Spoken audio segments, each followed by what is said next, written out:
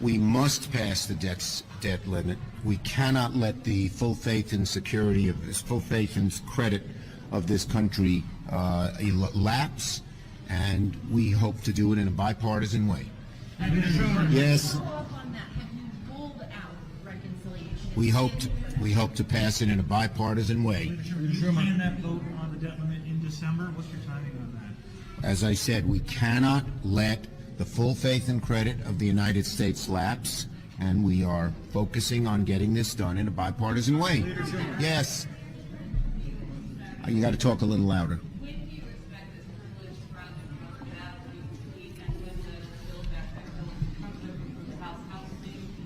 Right. We're already working on the privilege scrub. That we can do. We don't have to wait for the House. We don't have to wait for a CBO score because the language is in it. And as everyone knows, the privilege scrub is a little different than the bird bath. It's just seeing if any portions of the bill cause the bill to lose its privilege, which means you lose all the rules of reconciliation. We're making good progress on that with the parliamentarian, the privilege scrub, and we hope we can get that done as early as this week. But then, of course, the House has to pass the bill. They haven't done that yet. That's what's delayed our plans. And you go through the bird bath, which is, and Republicans can choose to bird bath a whole lot of provisions. Now, if they try to be dilatory, the parliamentarian can cut them off. But that's going to take a little while, too. And then we will move to get the bill done. We aim to pass, the BBB is very important to America. We believe it's very popular with Americans. We aim to pass it before Christmas. Yes. Got to speak up a little. Yes. The Democrats are not, the president is not, so I'm wondering Well, look, I'm not going to speculate on that. What I'm going to tell you is that passing the BBB bill will be very popular, and once we pass the bill, we will, the president, he's already said this, he's already started to do it with the BIF. We'll go around the country talking about it, as will all of our senators and congressmen, and I think it'll prove to be very beneficial to those who voted for it.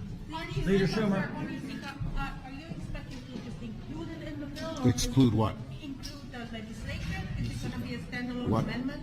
No, with USICA, we hope to put it in the original bill that we put on the floor tomorrow. Yes, nope, one at a time. Based on your letter from Sunday morning, what you just said about the timing here, why should we not, expect this to be like what we've seen in previous years? Christmas Eve morning vote, a New Year's Eve vote. Do you really think it's legitimately going to take that much time if history is our guide? Well, look, we want to get all of these things done. It's a huge agenda. We have funding the government, we have debt limit, we have BBB, and we have the defense bill. That's a huge agenda for December and the end of November, but we aim to get it all done. That's what we've said we've done in the past when you've had doubts, and we said we can get all these things done. We have, and we aim to do the same. Thank you, everybody.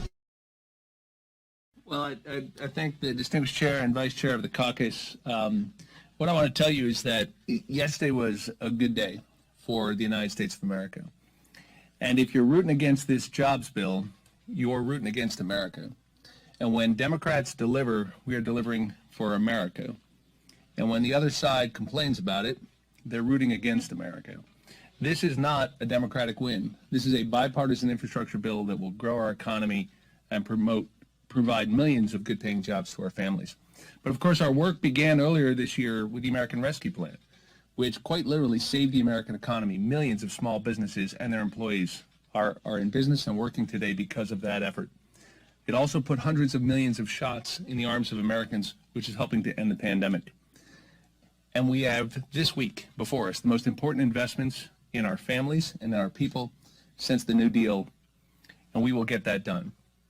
And together, that will form a record of results for the United States and all of our people that Democrats will be proud to share with our constituents and with those who have doubted whether this government can still work. So I want to thank the President for his extraordinary leadership. I want to thank the Speaker and our Majority Leader and our Whip for delivering these wins. And I thank the gentleman behind me for doing it. What I can tell you is that Some of you have heard me call on the White House to go out and sell this package to the American people, to tell the American people what we're doing.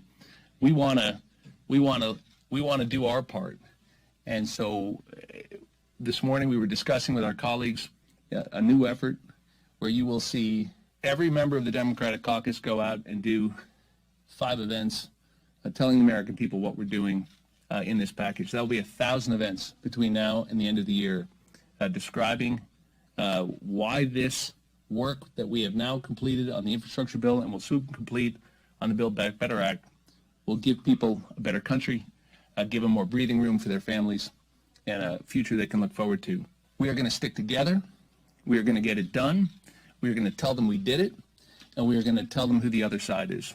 And with those 4 parts of the strategy, we are going to tackle the toughest problems that face the American people, and we want people to know what we're doing. I think we've seen now for the past 10 months or so what Democrat governance looks like, and it's one crisis of competence after another. Whether it's what's happening, the disaster at the border, at the ports, the pileup out there, what's happening in our cities when it comes to safety of our communities. You can literally go right down the list and just see example after example of where Democrat governance is leaving the American people high and dry. And as the leader pointed out, the most obvious example of that is probably inflation. They passed a $1.9 trillion bill in March, and that has fueled these inflationary pressures.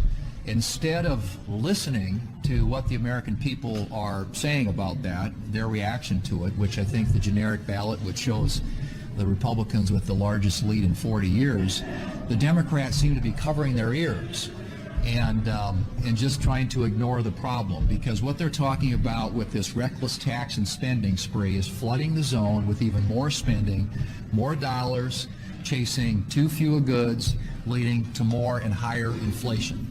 And just give you an example of what that looks like, year over year, October to October, highest inflation rate in 31 years, 6.2%. But if you look at some of the basics that the American people buy, eggs, poultry, fish, meat, 11.9% increase October to October, all being fueled by the policies that Democrats have already passed and those that they're talking about trying to pass in the future.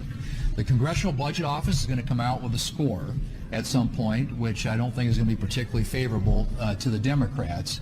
And the Democrats continue to maintain that all of this spending, all this massive run-up in spending, costs zero, as if the American people, if that could pass the laugh test with the American people. And so the taxes, the spending, the debt, all contributing to what the American people perceive to be the biggest economic issue that they face with their families, and that is this runaway inflation and the impact that it's having on their weekly budgets.